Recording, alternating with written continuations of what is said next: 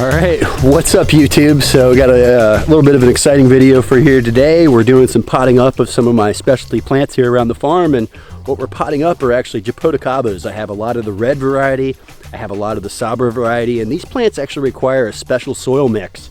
So that's why I'm making you this quick video today to talk to you about the potting mix we use, give you some pro tips on growing Jaboticabas, and kind of just share my love with Jaboticabas for you guys. So this is the mix I just picked up. And this mix is probably about 70% Canadian peat, 15% compost, and about 15% Stay-Lite, which is a similar product to Perlite, but doesn't break down over a couple of years. So I did actually end up adding some Perlite because after I got the mix, just didn't seem like there was enough of this Stay-Lite product in here. And the Stay-Lite's really interesting. It actually, it's almost like a rock, I guess you could say. Kind of looks like granite. It's high in mineral, high in nutrients, and this isn't supposed to break down like the Perlite will over time, so we'll see how it does. But that is why I got a little bit nervous and been thinking about the mix. You know, last week we had rain all week, so everybody knows I'm here on the farm today. We're in mid-August, and you know, last week I had 10 inches of rain. Ridiculous. I've been sitting on this mix for about a week now. I had it in the dump truck sitting underneath the overhang, and we're finally getting, you know, caught up here on potting some of these things up. So this is the mix we're working with.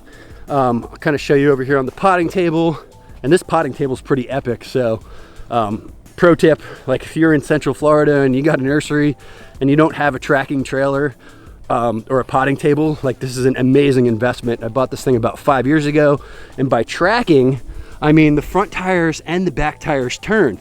So hey Calvin, would you turn that front so that everybody could see the tires turn real quick? Just go back and forth with the tongue. It's my man Calvin right here. Oh, go back and forth for people. Just kind of turn it side to side. Look at that. See? So it makes a really tight turn. So if we make a turn here around the corner of the nursery, it tracks right behind you. That's why they call it a tracking trailer. It's not like a normal trailer where you got to go really wide.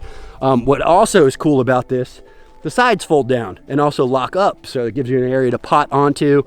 Typically speaking, you know, this trailer stays stationary in the back of the farm. Because all my Jaboticabas are in this dappled light area here in the central region of the farm, we brought it right over, and it just made the most sense to do this in place. So something I'll bring up about Jaboticabas, these guys do really good in a pot long term. Actually, some places they do just better in a pot overall. They have a really interesting acidic kind of soil requirement. We find they like somewhere in that maybe 5.4, 5.5 range, something like that.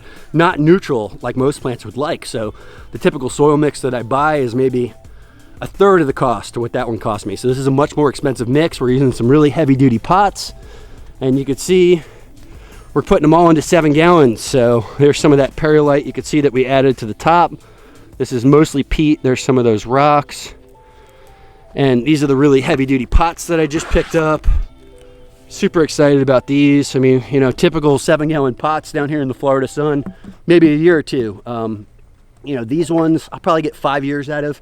And as you can see, all of my Jaboticabas are really in this understory dappled light area. So that's another thing I'll give you guys. You know, Jaboticabas do really good in the understory. Something about the dappled light, they seem to prefer it. You know, I have ones I have out in full sun and they don't seem to grow as quickly. So right here behind me is the typical Sabra variety. You know, this one could take 8, 10, 12 years from seed to fruit. Like that's a really long time. The next row over, we've got all the reds, and the red variety is like 5 to 6 years. Actually, all my reds are at a fruiting age. I've got them on the back porch out of this same batch that got just put into a little bit of a larger pot. They're already flowering, they're already fruiting, so doing really well.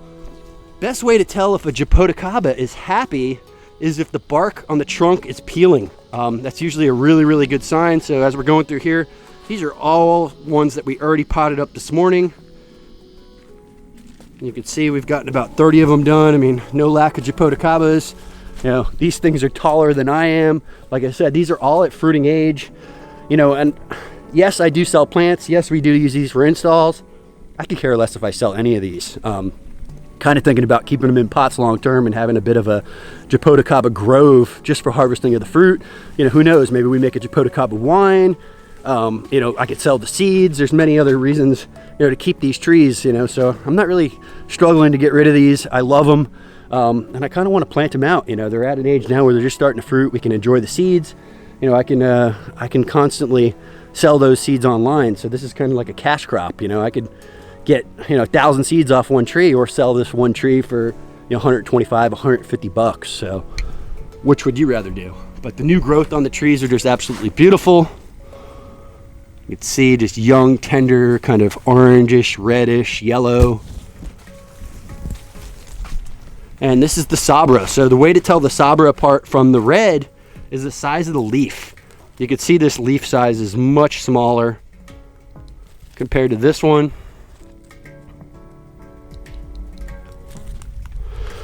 So while we're doing the potting up, I'll kind of show you guys some other pro tips. Are you on to a red yet, or are we still working on that Sabra? Ooh, he's got a red. All right, whoa. He's got a red here. He's just finishing up, and I'm gonna prune this a little bit before I put it back in the nursery. And you know, you don't have to prune these. This is definitely a personal preference type thing. You can kind of prune them up like a bonsai. You can really open up the trunk. A lot of people like to leave them full. They say that actually helps with the birds and the predators and things like that not getting to the fruit. I kind of like to expose the trunk. I like to prune mine a little bit. Like I said, definitely a preference thing, but something I'll give you guys, when you do prune these, you don't want to leave like that caliper to heal like you would normally leave, you know, on a traditional hardwood tree like an oak or something. You actually cut this really tight and flush up against the tree. See if I can stack functions and do two here at one time. So I'll take out my trusty hand pruners, and let's say I want to take this branch off. I'm just going to cut this really tight up against there and not leave any room for it to heal. And you can see it's tight up against the side of the tree. And I'm actually gonna maybe finish pruning this tree real quick, and I'll give you guys a little before and after, or kind of like a fast forward, something like that. But shout out to my buddy Adam with Flying Fox Nursery in Central Florida. He's the one that kind of turned me on to Jaboticabas, got me excited about these trees, and probably gave me the addiction I have today. So this is definitely one of my favorite fruit trees on the farm. You know, if you live in an apartment, you can grow this tree. You don't have to have a house. You don't have to have a farm. This is something that can come with you and travel with you. So if you're just a collector of plants and you love plants, like, this is definitely one to add to the collection. And probably best of all, you know, us being in Central Florida, we're susceptible to frost, freezing. These guys take down into the mid-20s, no problem. You know, they're native to Brazil, also known as the Brazilian tree grape. So cold hardy, fruits off the trunk of the tree, you know, delicious, probably like the best grape you ever had. It's like kind of a win across the board here.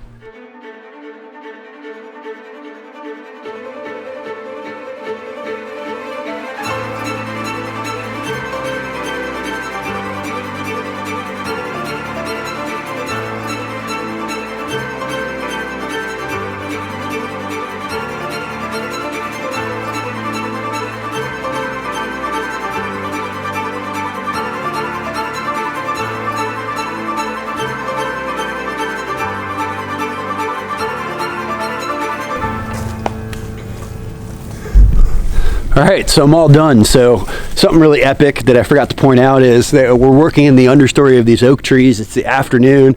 You know, all I have to do is go 50 yards over that way, and it's like 95 degrees to where we don't have the sun baking on us here. So working conditions are pretty epic around the farm if you time it right. You know, start in the right part during the morning, work your way over to this part in the afternoon. There goes my nursery girl, Katerina. She's actually potting up some of the Grimmel Jaboticabas we just finished a few minutes ago. So this is what came off of that tree. I haven't pruned this tree in a couple of years.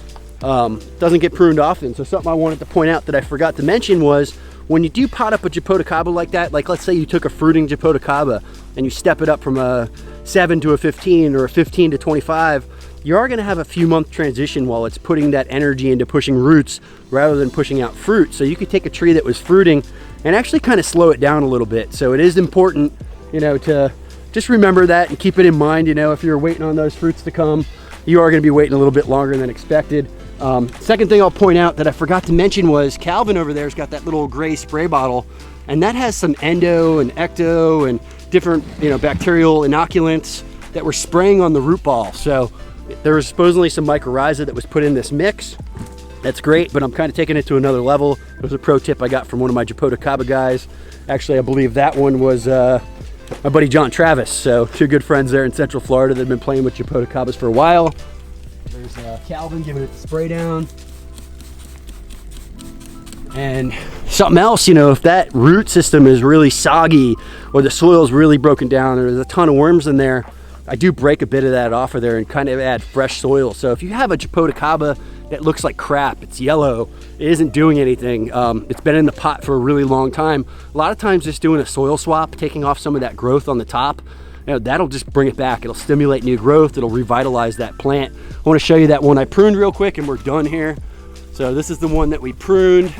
Oh, there's my girl, the hardest worker on the farm. Hey, what are you doing?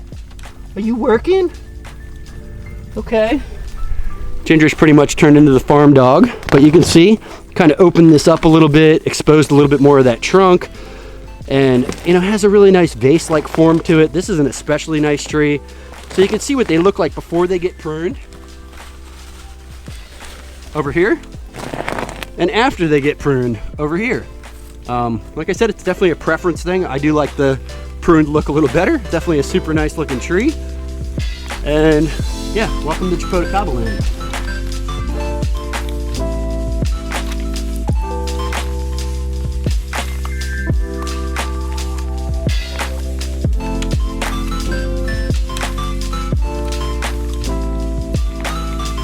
Couple more little pro tips I just wanted to address before I wrap this one up for you. So one of the main questions I get is when to fertilize Jaboticabas, and I would say that they don't like nitrogen. They're kind of just like mangoes. So if you are going to fertilize them, use something really low in nitrogen, use something organic. It's more about the trace minerals, the any type of azomite, thing like that, rock dust, things along those lines. Those I find much better, much more receptive with the Jaboticabas, to where the nitrogen, you can actually burn them a little bit. So it's not something like a banana where you want to feed it heavily. It's something that we use like a 464. I'm using a turkey-based sustained organic fertilizer on these. And something else I wanted to point out, Jaboticabas have a tendency of getting chlorotic. And this right here is a red one that got really nasty and chlorotic, and we just ripped all the soil out of that pot. So I completely took all the soil off of the roots. I put it back in new soil. I trimmed 90% of the growth off, and they will come back. Adam with Flying Fox is another one that kind of taught me about that pro tip. So changing the soil, what you can also do for those, because they do get chlorotic, and by chlorotic, they're unable to take up nutrients. So the one thing that you can do for that is do a chelated iron drench. You can do a soil drench and a foliar application. That'll also help. Changing the soil seems to do the job for us. I brought up the potting trailer yesterday. This one is kind of like a Green Dream special. So if you're here in Florida, you've got a big nursery. I've got 3 of these trailers. I've got the potting trailer, I've got the one that I just hold pots on, and then I have a spray rig that's a tracking trailer. I've had this thing for like 7 years. There's no rust. It's never going to break down. It's aluminum. You get what you pay for. I'll put a link for these guys in the description. If you guys want one, it's from John Smith and Sons. And tell me you want the Green Dream special. Even the spray rig. I was the first one he's ever made that style, because I'm using compost teas. Most of these guys that are buying spray rigs, they're spraying chemicals. With the compost teas, we have to be a little bit more concerned about, destroying microbes, and having the right pump is key. So make sure you tell them the Green Dream special, especially if you're going to be spraying organics. That's kind of like a key. Ginger's on here holding up the table. Calvin's back here today, and we're actually potting up some of my specimens from by my house. So right there, Calvin's working on a white Jaboticaba. Next to it is the Trunciflora, and then over here is a big Botanga tuba. These are some ones that I just recently picked up with Adam from a collector in the Orlando area, who's just, he's getting to a retirement age. He has too many plants. He wanted to thin out, and I actually got hooked up. So I did buy them, but it's all I got really lucky. I found those trees before somebody else scooped them up. Last little pro tip I wanted to give you guys were these blocks. So up until, having 7 gallons over here, these would blow over. They sell these blocks at the local concrete yards. They work great for 3 gallons. I saw this down in Homestead, found them at my local yard and just mimicked it. So another little pro tip there for you. Just wanted to touch base about the fertilizing, the chlorotic plants. I think I missed that the other day. I think I kind of got everything. So I hope you guys enjoyed this video on Jaboticabas. I hope you're going to go out and buy a Jaboticaba, because they are pretty epic. You can have one on your porch. You can have one as a Christmas tree if you live up north. And they can be in a container long term. So all right, guys, so no lack of Jaboticabas here on the farm. I'm heavily invested in these, probably more invested than any other fruit tree, because of where I'm located, because of how unique the tree is, because of how cold hardy they are. I can't really grow mangoes here. I can't really grow jackfruits here. I say that, and I've got a 12-foot jackfruit right here behind my head, but not as reliably. They will get set back from the frost. They will get set back from the freeze. Luckily, last winter was fairly mild, but typically speaking, we can and should expect you know, the potential of freeze and frost here in this central region in 9B, just north of Tampa, Florida. So hope you guys enjoyed this video. Hope you're going to go out and get yourself a Jaboticaba. Hopefully you're going to start trying to grow these trees. And if you liked it, don't forget to hit that like button. If you haven't subscribed yet, please go ahead and do so. Be sure to pound that bell to stay notified. And most importantly, pound dirt.